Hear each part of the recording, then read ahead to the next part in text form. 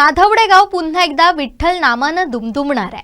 हरिनामाचा अखंड गजर, दिंडी सोहळा, भजन कीर्तन आणि प्रति पंढरपूरचा दिव्य अनुभव।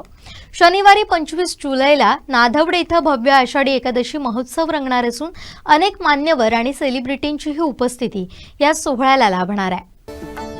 वैभववाडी तालुक्यातील नाधवडे येथील श्री विठ्ठल रखुमाई मंदिरात शनिवारी 25 जुलै रोजी भव्य आषाढी एकादशी महोत्सवाचं आयोजन करण्यात आले। गेली 4 वर्ष गावकऱ्यांच्या उत्स्फूर्त सहभागातून साजरा होणारा हा भक्तिमय सोहळा यंदाही मोठ्या उत्साहात पार पडणार आहे। या महोत्सवात भाविकांना प्रति पंढरपूरचा दिव्य अनुभव घेता येणार असून दिवसभर हरिनामाचा गजर, दिंडी सोहळा, भजन, कीर्तन, हरिपाठ आणि महाप्रसाद अशा विविध धार्मिक कार्यक्रमांची रेलचेल असणार आहे। यंदाच्या सोहळ्यात कोकण हार्टेड गर्ल अंकिता प्रभू वालावलकर सहभागी होणार असल्यानं उत्सवाचं आकर्षण अधिक वाढलंय।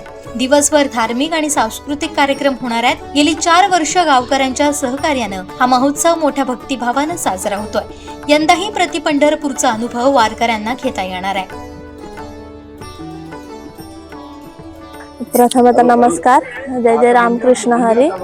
आता हे आमचं 4थं वर्ष, आम्ही दरवर्षी येतो याचप्रमाणे।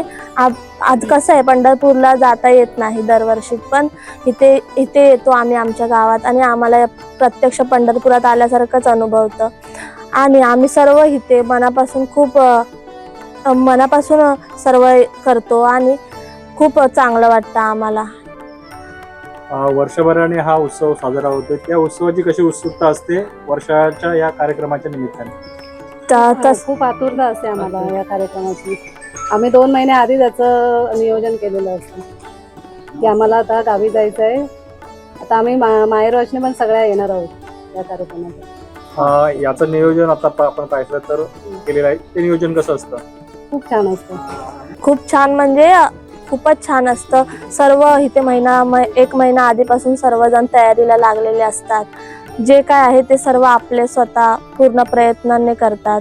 त्यामुळे आम्ही दरवर्षी इथे येतो आणि आम्हाला खूप चांगलं वाटतं। रामकृष्ण हरी माऊली, या गावामध्ये आपल्या 5वं वर्ष आहे की भव्य दिव्य प्रमाणामध्ये हा सोहळा करण्याचं नियोजन केलेलं आहे।